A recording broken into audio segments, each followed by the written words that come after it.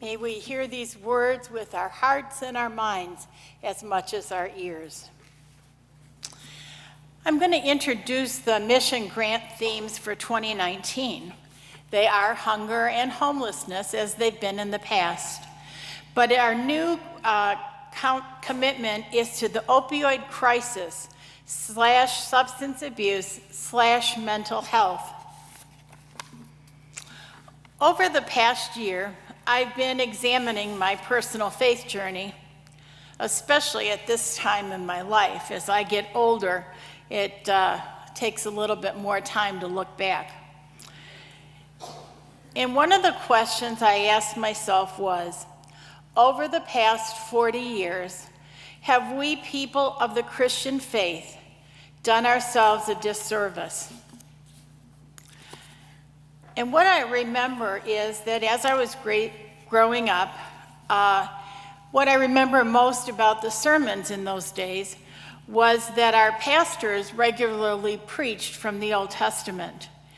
And I remember sometimes it sounded a little bit scary, but in my child's mind, it set a standard of values and behaviors. Values and behaviors and standards that I didn't feel like I could ever live up to.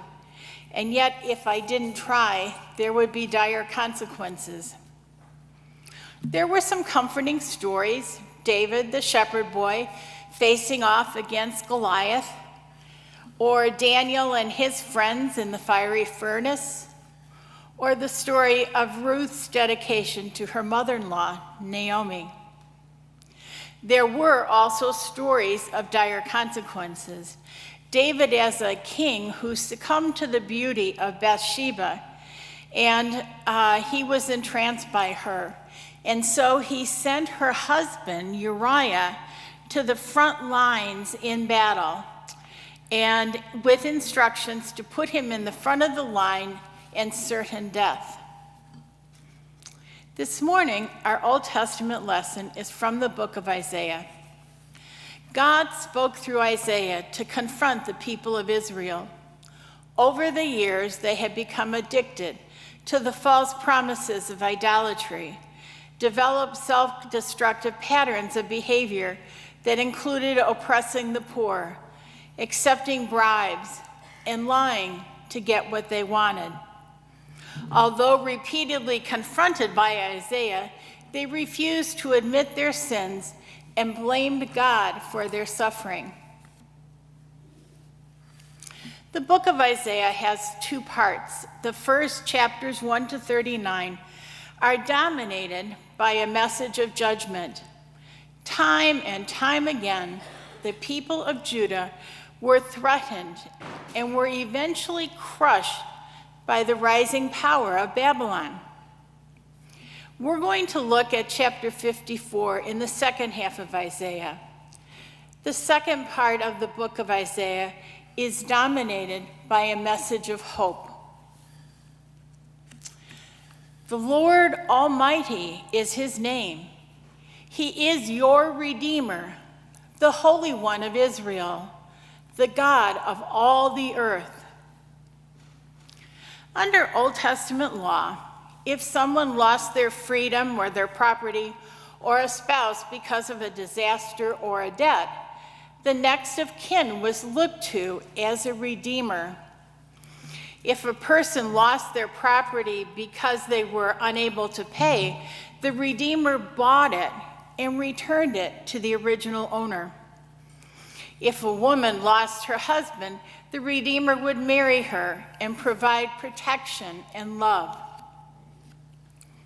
Most of us have probably heard of the 12 steps, originated with Alcoholics Anonymous and adopted by many 12-step support groups. Step 3 says we made a decision to turn our will and our life over to the care of God. People generally get to 12-step groups because in these words, they've probably screwed up. Each one comes with a past. A lot of times they've lost their hope, their joy, their faith, their jobs, their homes, their friends. In the Recovery Bible, it says, we bring all our losses and shame. We hand over every moment of disgrace, every tear we've ever cried, every word we wish we could take back. All the broken promises, the loneliness, all the dreams that died, the dashed hopes, and the broken relationships, our successes and our failures, all of our yesterdays, and the scars that they've left in our lives. There are all kinds of support groups, and certainly there are more addictions than opioids. But the pain and the grief I just described is the common denominator.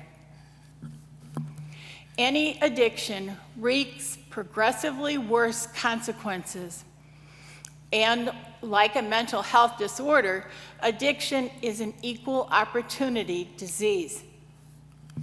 I can tell you with certainty that no one, whatever their weakness, goes to bed one night and thinks, boy, when I get up tomorrow morning, I want to be an addict.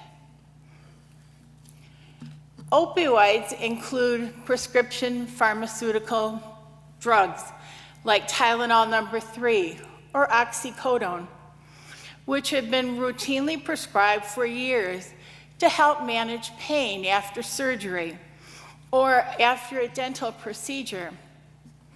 It also includes street drugs like heroin or cocaine. And the process of becoming addicted to any substance or vice can be immediate or happen very slowly and very seductively. And don't ever think what you're doing is only hurting yourself. Addiction to opioids or otherwise is like throwing a pebble in the water and watching the ripples. Let me tell you a story. It's a story that involves so much shame that I've pretty much kept it buried for 30 years.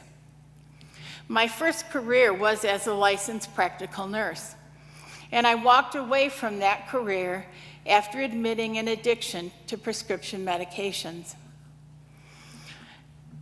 The important thing to know about an addiction to drugs and meds is the half-life of the drugs. Let me give you an example. One of my children had been talking about drug awareness at school, and they came home and they said, "Mom, don't you think you take a lot of medication?" And I said, "No, I'm a nurse. I know what I'm doing. This medication has been prescribed by a doctor. I'm okay. I know what I'm doing." At the time, I was working in a doctor's office in a medical clinic. In those days, and this was quite a number of years ago, drug representatives just brought drug samples and dropped them off. Doctors didn't even have to sign. I apologize.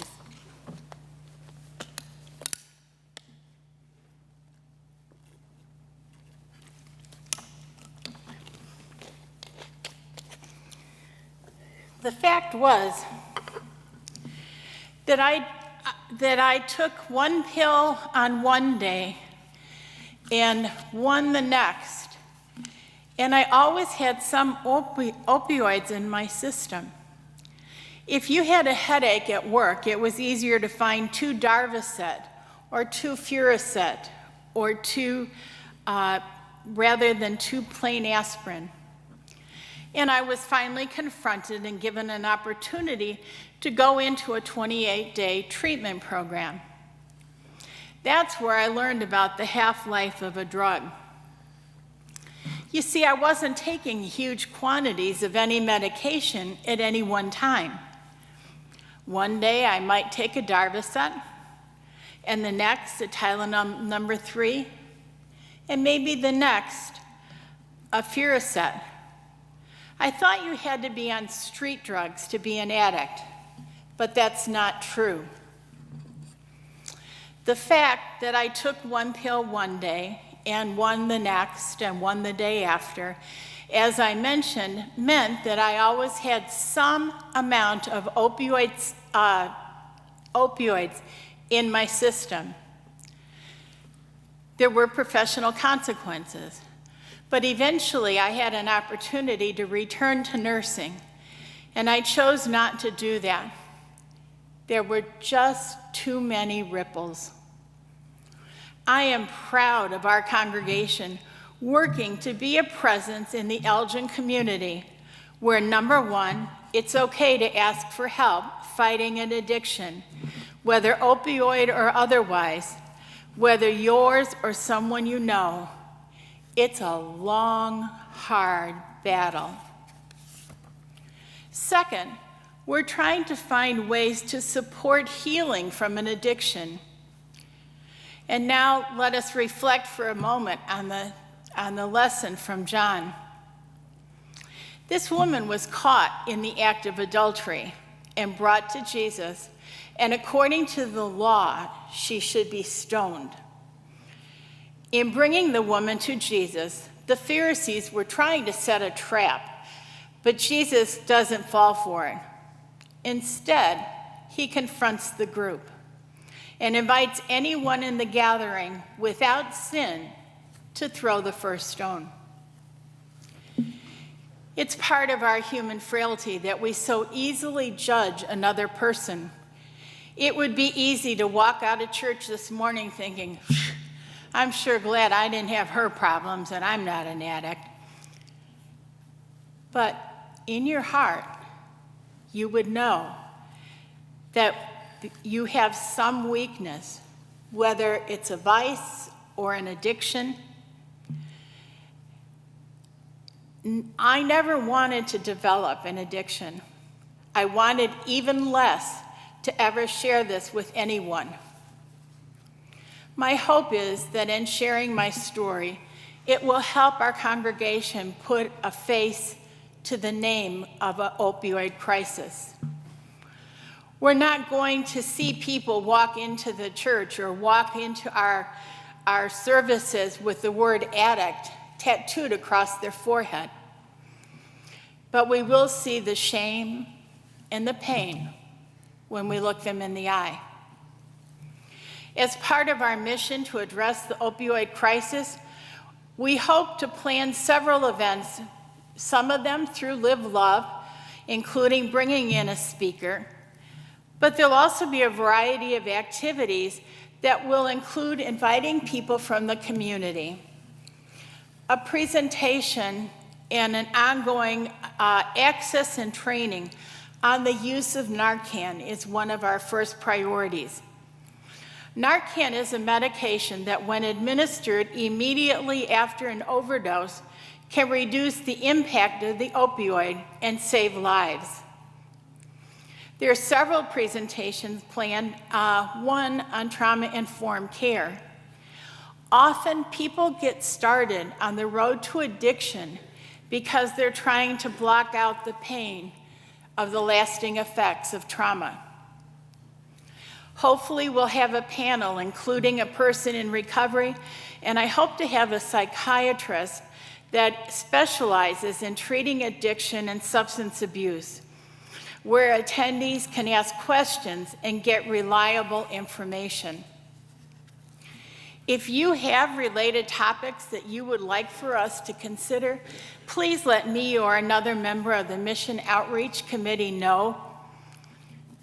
After the benediction, you're invited to come up, first of all, to sit and listen to the choir, and then if you like, to come up and be anointed on your forehead or on your hands for your own healing, for whatever that is in your life, or for the healing of a loved one. If you'd like to speak to myself or Lois or Michael, you can let us know and get in touch with the church office this week, and any one of us would be very happy to meet with you. Brothers and sisters in Christ, this is the good news. Lay down that heavy burden of guilt and shame. Jesus Christ, our Redeemer, has come. Amen.